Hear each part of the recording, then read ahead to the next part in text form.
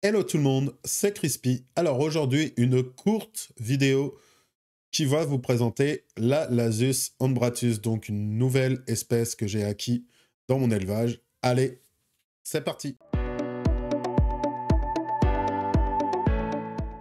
Alors, pour commencer la vidéo, je vais vous expliquer un petit peu pourquoi j'ai acquis cette espèce et dans quel but. Alors, là, j'ai essayé de trouver typiquement des espèces parasites. Donc, je vous ai présenté, enfin, je vais vous présenter là la Lasius ombratus. À l'avenir, je vous présenterai la Formica sanguinea et j'essaierai de vous représenter aussi la Strongylonatus aussi, qui est une autre fourmi parasite que j'ai eue. Malheureusement, ça n'a pas abouti. Alors, j'ai voulu vraiment essayer de prendre ces trois espèces d'espèces parasites, tout simplement pour vous présenter qu'est le parasitisme chez les fourmis. Alors, ils ont toutes une façon différente de faire du parasitage. Je vous les présenterai petit à petit et ça me permettra, moi, de pouvoir vous documenter sur les espèces qui parasitent comme ça, et en plus, 3 espèces françaises.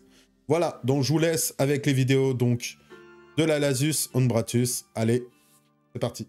Alors, voilà la petite nouvelle donc dans mon élevage. Il s'agit d'une Lasius ombratus. Alors, j'ai eu la chance cet été de pouvoir trouver en nature des gînes, le Lasius ombratus, mais malheureusement, je n'ai pas réussi à les maintenir. Alors aujourd'hui, la colonie que je vous présente, donc c'est une colonie que j'ai achetée moi de mon côté, donc que je n'ai pas montée, et qui avait donc maintenant quelques ouvrières. Donc là, je dois avoir une bonne vingtaine d'ouvrières avec la gîne. Donc la gîne que je ne pourrai pas vous montrer pour l'instant parce qu'elle est bien cachée dans l'amas d'ouvrières que vous avez là, et qui malheureusement n'est pas visible. Alors, petite particularité de cette espèce, c'est une espèce qu'on dit parasite. Donc c'est une espèce qui va avoir besoin d'ouvrières pour pouvoir élever ses ouvrières à elle. Alors actuellement, je ne sais pas si j'ai des ouvrières d'ombratus. Je pense que oui, parce que j'en ai quand même qui sont plus grosses que les autres, mais je ne sais pas réellement si j'en ai énormément. Alors, comment se passe donc la fondation de ces espèces, donc des espèces parasites comme là la Lasius parasite? Alors vous avez 3 méthodes. Là pour celle-ci, c'est tout simple. La gîne, donc Lasius ombratus, va aller dans une fourmilière. Donc au départ, va tuer quelques ouvrières à l'entrée de la fourmilière pour pouvoir se mettre l'odeur, rentrer dans la fourmilière et tuer la gîne. Là, à ce moment-là, ayant l'odeur coloniale sur elle, parce qu'en plus, ça va se mettre l'odeur coloniale de la gîne sur elle, ayant l'odeur coloniale sur elle, bah, les ouvrières en elles-mêmes l'acceptent comme étant leur reine et vont accepter donc d'élever sa propre génération d'ouvrières après par la suite. Alors, au niveau de l'ombratus, c'est assez difficile, nous, en élevage, on va dire, de le faire, tout simplement parce que il faut aller très vite à leur mettre des cocons et très vite à leur mettre une ouvrière pour pouvoir l'aider dans la tâche d'élever les cocons, d'élever ses ouvrières. Alors moi par exemple cet été, je n'ai pas réussi cette étape, hein. Direct quand j'arrivais chez moi, malheureusement elle mourait. Vraiment, elle mourait vraiment, donc malheureusement je n'ai pas pu fonder une colonie d'ombratus par moi-même, donc j'ai préféré l'acheter. Alors, je vais vous expliquer donc un peu comment on fait pour pouvoir nous les élever, donc les fonder. Tout simplement, quand vous trouvez une gîne ombratus, vous la ramenez chez vous, et si vous avez, alors j'espère pour vous, si vous avez des Lasius espée noire, il faut leur prendre une ouvrière et du couvain. Donc vous prenez un maximum de cocons que vous pouvez trouver et vous lui mettez avec une ouvrière.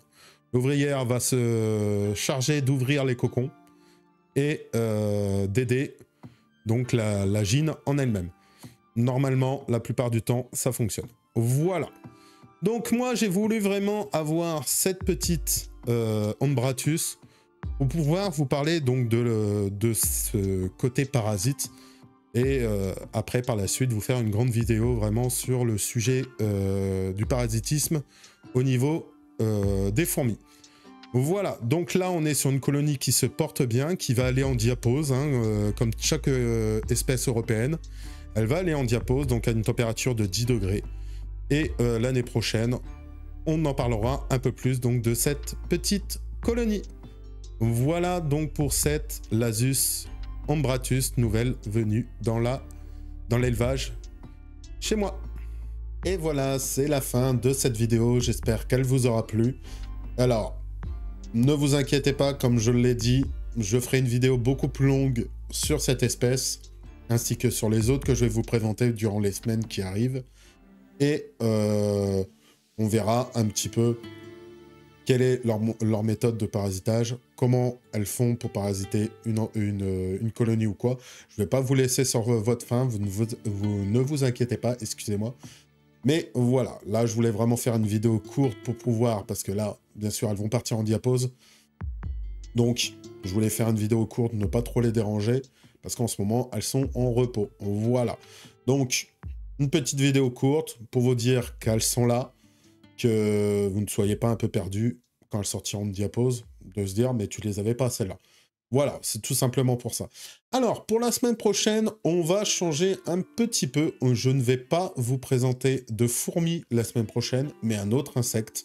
Un insecte, typiquement, où je suis tombé grave amoureux. J'en ai 3 actuellement, j'en avais 4, mais j'en ai 3 actuellement. Je vais vous les présenter et on va faire leur terrarium. Et on va dire que sur les 3 prochaines vidéos, vous allez voir totalement quelque chose d'autre que des fourmis.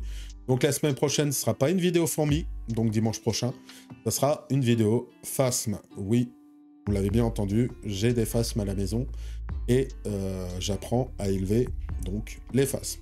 Voilà, donc j'espère, comme je vous l'ai dit, que cette vidéo vous a plu. Si c'est le cas, n'hésitez pas à lâcher un petit pouce bleu, à vous abonner si ce n'est toujours pas le cas, à partager la vidéo pour me faire monter dans les pourtois et à commenter aussi la vidéo. N'hésitez surtout pas, ça me fera toujours plaisir de répondre soit à des questions, soit de voir si la vidéo vous a plu et tout ça. Je vous rappelle aussi qu'avec le code CrispyMyrmex10, vous avez moins 10% sur votre caddie chez Aesthetic Ants. Donc on se retrouve dimanche prochain pour une vidéo, non pas de fourmis, mais de phasmes. Je vous dis donc à dimanche prochain. Ciao tout le monde!